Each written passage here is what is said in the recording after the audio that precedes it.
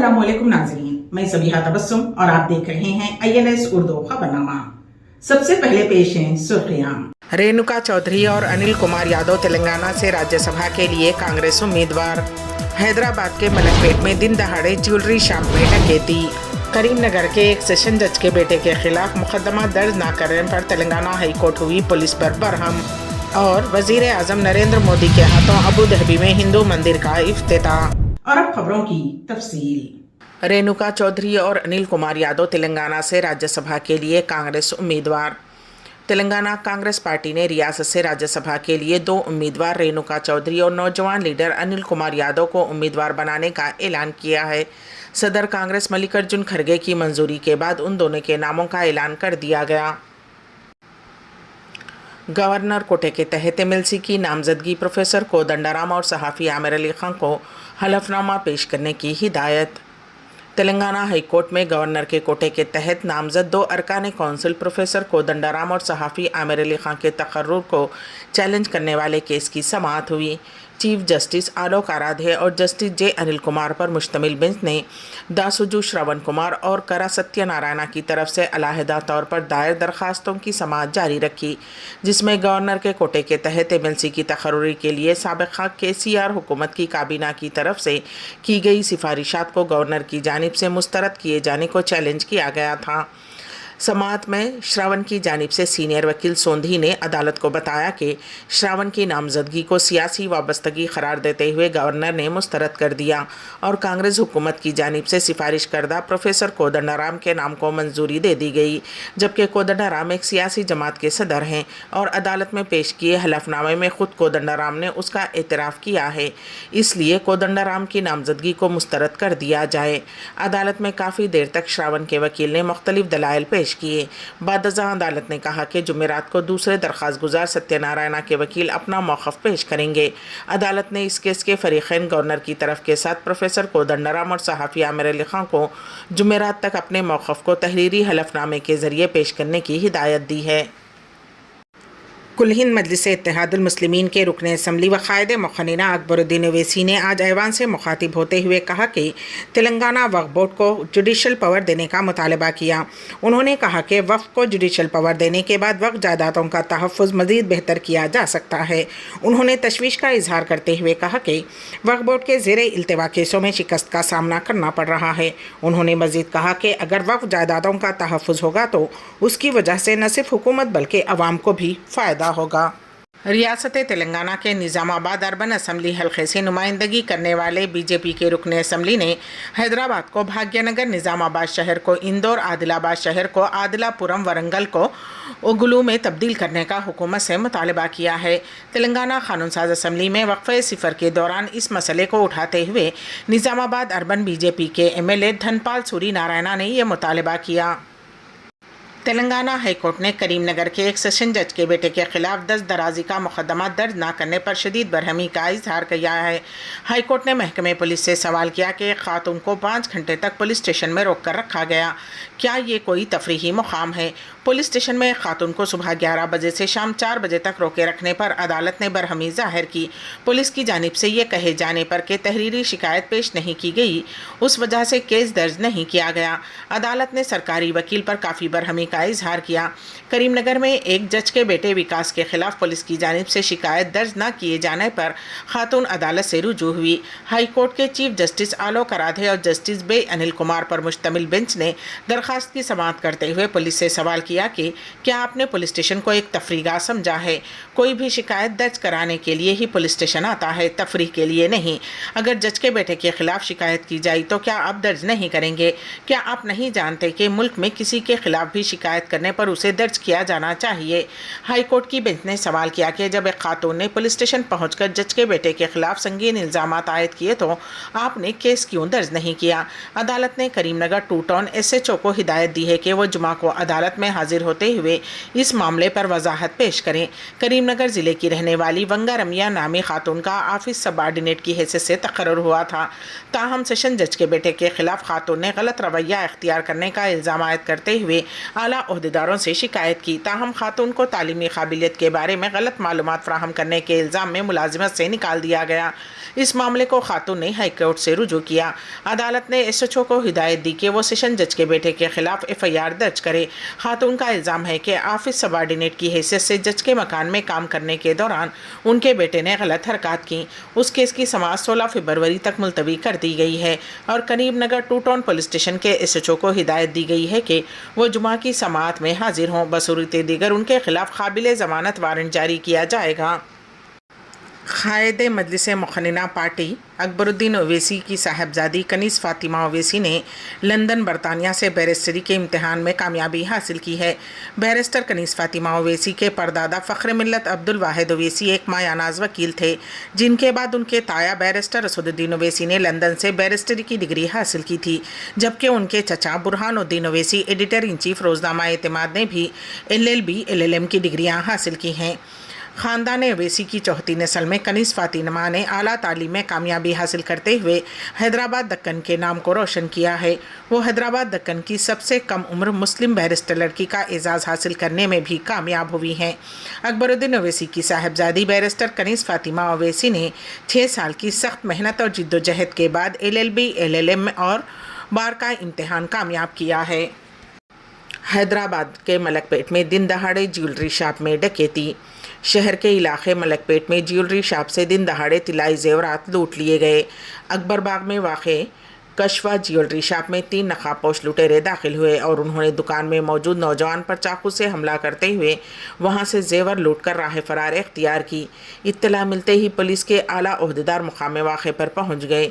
फौरी तौर पर यह पता नहीं चल सका है कि कितना माल लूटा गया है।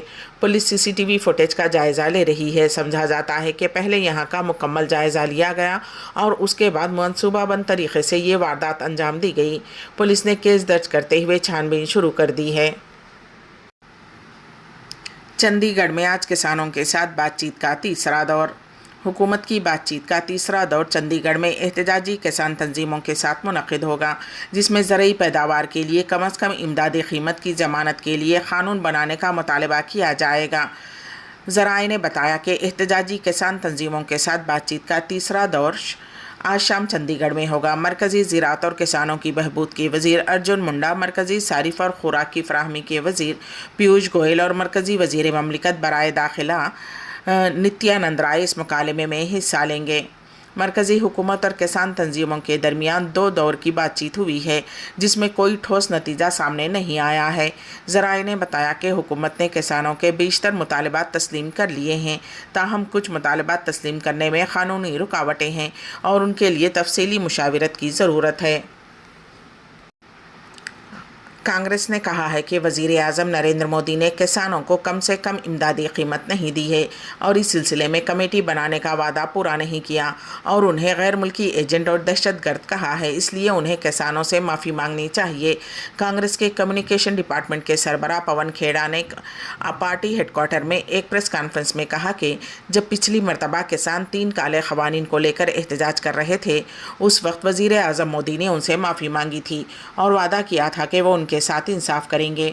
उन्होंने कहा कि तब वज़ीर आज़म मोदी ने किसानों से माफ़ी मांगते हुए कहा था कि मैं तीनों कानून वापस लेता हूं। MSP के मसले का हल तलाश करने के लिए जल्द ही एक कमेटी बनाई जाएगी, लेकिन आज 2 साल से ज़्यादा हो गए हैं लेकिन कोई कमेटी नहीं बनी। आज जब किसान MSP को लेकर दोबारा एहतजाज कर रहे हैं तो उन पर रबड़ की गोलियां चलाई जा रही हैं, आंसू गैस के गोले दागे जा रहे हैं और सड़क पर कीलें बिछाई जा रही हैं। तर्जुमान ने कहा कि इंतखाबी मुहिम के दौरान वज़ीर आज़म मोदी ने किसानों को MSP देने का झूठा वादा किया और वज़ीर आज़म बन गए, लेकिन उनका ये झूठ उस वक्त सामने आया जब MSP के हवाले से सुप्रीम कोर्ट में एक हलफनामा दाखिल किया गया, जिसमें वज़ीर आज़म नरेंद्र मोदी ने वाज़ेह तौर पर कहा कि हम इस तरह की MSP नहीं दे सकते जिसमें इनपुट कॉस्ट इतनी ज़्यादा हो। वज़ीर आज़म मोदी ने न सिर्फ अपना वादा तोड़ा बल्कि किसानों के रास्ते पर कील बिछाई और उन्हें बदमाश कहने से भी नहीं चूके। उन्होंने कहा कि मोदी हुकूमत कहती है कि स्वामीनाथन कमीशन को कांग्रेस ने लागू नहीं किया है, लेकिन सच ये है कि स्वामीनाथन कमीशन में 201 सिफारिशात थीं, जिनमें से कांग्रेस की क़यादत वाली हुकूमत ने 175 सिफारिशात को नाफिज किया था। उसमें 26 सिफारिशात बाकी थीं, जिनमें सबसे अहम MSP से मुताल्लिक़ ऐलान कुल कांग्रेस सदर मल्लिकार्जुन खड़गे और पार्टी लीडर राहुल गांधी के ذریعے کر دیا گیا۔ بھارتیہ جنتا پارٹی کی جانب سے کار سیوک اجیت گوپچڑے کو راجیہ سبھا بھجوایا جا رہا ہے، جس نے شہادت کے وقت بابری مسجد پر چڑھ کر تصویر کھنچوائی تھی۔ بھارتیہ جنتا پارٹی نے مہاراشٹر سے راجیہ سبھا کے لیے 3 امیدواروں کے ناموں کا اعلان کیا ہے۔ اس میں کانگریس کے سابق چیف اشوک چوہان، سابق MLA میدھا کلکرنی اور اجیت گوپچڑے کے نام شامل ہیں۔ اجیت گوپچڑے ناندیڑ ضلع کا رہنے والا ہے۔ اس نے MBBS کی تعلیم حاصل کی ہے۔ RSS BJP کے ساتھ اس کا پرانا تعلق ہے۔ BJP کے ذرائع نے تصدیق کی ہے کہ گوپچڑے کار سیوا کے لیے ایودھیا گیا تھا اور اس نے رام جنم بھومی تحریک میں بڑھ چڑھ کر حصہ لیا تھا۔ گوپچڑے ان لوگوں میں شامل تھا جو بابری مسجد کی شہادت کے وقت وہاں موجود تھے۔ بابری مسجد کے گنبد پر چڑھنے والوں میں گوپچڑے بھی شامل تھا۔ کرکٹ لیجنڈ سچن تندولکر نے اپنے افراد خاندان کے ہمراہ اتر پردیش کے آگرہ میں تاج محل کا دورہ کیا۔ اس موقع پر پولیس کا وسیع تر بندوبست دیکھا گیا۔ JNU کے سابق طالب علم عمر خالد نے سپریم کورٹ سے اپنی درخواست ضمانت واپس لے لی ہے۔ سال 2020 میں دہلی فسادات کی سازش کا ان پر الزام عائد کیا گیا ہے۔ دہلی ہائی کورٹ نے جیل میں محروس عمر خالد کو ضمانت دینے سے انکار کر دیا تھا۔ ذرائع کے مطابق JNU کے سابق طالب علم عمر خالد نے چہارشنبے کو فروری 2020 کے شمالی مشرقی دہلی فسادات میں سپریم کورٹ سے اپنی ضمانت کی درخواست واپس لے لی۔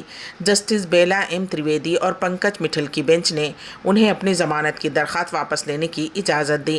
خالد کی طرف سے پیش ہونے والے سینئر ایڈوکیٹ کپل سبل نے بینچ کو بتایا کہ چونکہ حالات بدل گئے ہیں اور ٹرائل کورٹ سے ضمانت حاصل کرنے کی نئی کوشش کی جا رہی ہے، اس لیے درخواست واپس لی جا رہی ہے۔ خالد نے اکتوبر 2022 میں دہلی ہائی کورٹ کے فیصلے کو چیلنج کرتے ہوئے سپریم کورٹ سے رجوع کیا تھا۔ دہلی ہائی کورٹ نے بھی خالد کو ضمانت دینے سے انکار کر دیا تھا۔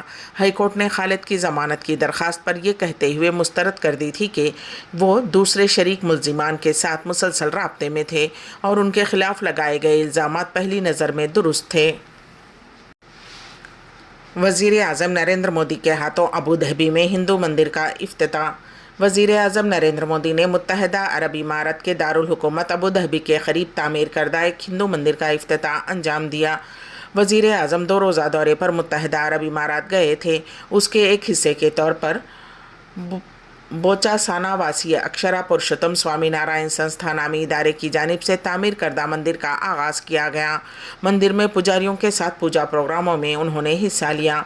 مندر کے افتتاح کے موقع پر وزیر اعظم نریندر مودی کو دیکھنے کے لیے ہندوستانی شہری بڑی تعداد میں پہنچے، انہیں مبارکباد دی۔ تقریب میں بالی ووڈ اداکار اکشے کمار اور مقبول گلوکار شنکر مہادیون نے شرکت کی۔ یہ مندر دبئی ابوظہبی روٹ پر شیخ زاید ہائی وے کے قریب بنائی گئی ہے۔ متحدہ عرب امارات کی حکومت کی طرف سے دی گئی 27 ایکڑ اراضی پر سن 2019 میں تعمیر شروع ہوئی۔ راجستھان اور گجرات کے ماہرین نے تقریباً 3 سال تک کام کیا، جبکہ دبئی میں 3 دیگر ہندو مندر ہیں۔ ابوظہبی کا جس مندر کا افتتاح وزیر اعظم نریندر مودی نے کیا ہے وہ خلیجی خطے میں سب سے بڑا مندر ہے۔ اس مندر میں 7 گنبد ہیں جو عرب امارات کی 7 امارات کی علامت ہیں۔ تعمیر میں راجستھان سے درآمد کیا گیا ماربل استعمال کیا گیا ہے۔ تقریباً 700 کروڑ روپے کی لاگت سے بنائے گئے اس مندر کے دونوں طرف بھارت سے بڑے بڑے کنٹینرز میں لائے گئے گنگا اور یمنا ندیوں کے بہاؤ کا انتظام کیا گیا ہے۔ یہ وارانسی گھاٹوں کی یاد دلاتا ہے۔ بندوں کو گنا کرتے ہیں تولا نہیں کرتے۔ علامہ اقبال رحمۃ اللہ علیہ نے برسوں پہلے جمہوریت پر طنز کستے ہوئے کہا تھا کہ بندوں کو گنا کرتے ہیں تولا نہیں کرتے، لیکن اب بندوں کو گننے کے بجائے تولنے کا عمل شروع کیا گیا ہے۔ جی ہاں، فن لینڈ سے ایک خبر شائع ہوئی ہے کہ فن ایئر نامی ایک ہوائی کمپنی نے اعلان کیا ہے کہ وہ سامان کے علاوہ مسافر کا وزن بھی چیک کرے گی۔ کمپنی نے فی الحال اس کا مقصد ٹیک آف سے قبل ہوائی جہاز کے وزن کا تخمینہ کیا جانا بتایا ہے، لیکن اب خوف اس بات کا ہے کہ آگے کہیں ایئر ٹکٹ بھی مسافر کے وزن کے اعتبار سے نہ کاٹے جانے لگیں۔ فربہی یا موٹافے کی وجہ سے تو نقصانات ہی زیادہ ہیں، لیکن وزن کے لحاظ سے ایئر ٹکٹ جاری ہونے لگے تو موٹاپے کے نقصانات میں ایک اور اضافہ ہو جائے گا۔ غزہ کے کئی علاقوں اور ہاسپٹلز پر اسرائیل کے جان لیوا حملے، اب رفح سے بھی بھاگ رہے ہیں لوگ۔ گزشتہ چند گھنٹوں کے دوران غزہ کی پٹی کے مختلف علاقوں بالخصوص وسطی اور جنوبی غزہ میں اسرائیلی فوجی حملوں میں تیزی آئی ہے۔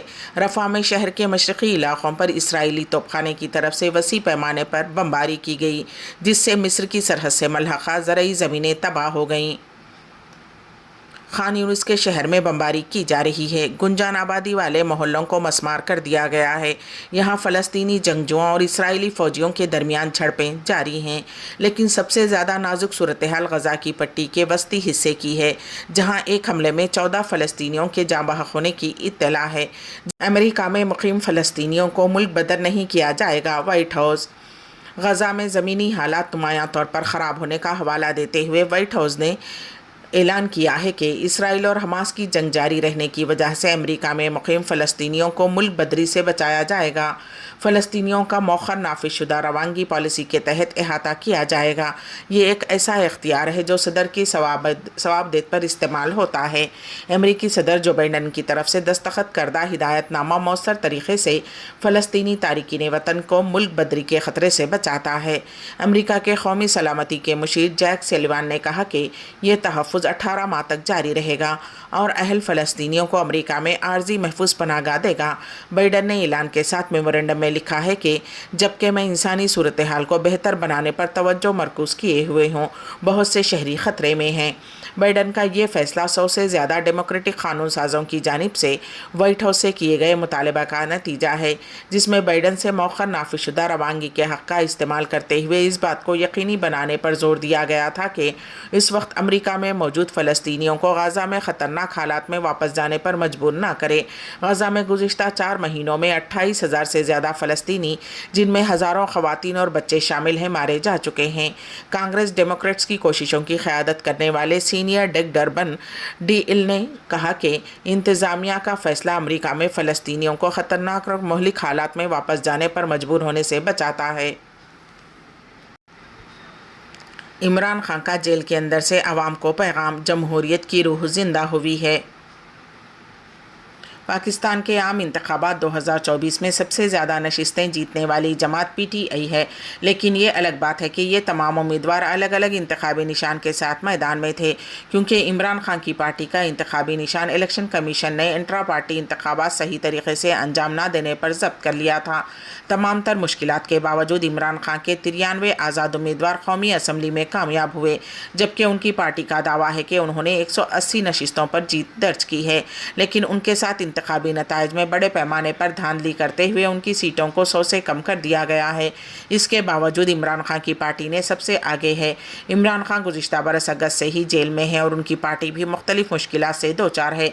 इलेक्शन में शानदार कारकर्दगी के बाद इमरान खान ने जेल के अंदर से अपने अहल खाना के ज़रिए अवाम के नाम पैगाम भिजवाया है। उन्होंने अपने पैगाम में कहा कि पाकिस्तान तहरीक इंसाफ को बिल्कुल वाज़े और दो टोक अंदाज में 2/3 अक्सरियत सौंपने पर मैं पाकिस्तान की अवाम का शुक्रिया अदा करना चाहता हूँ।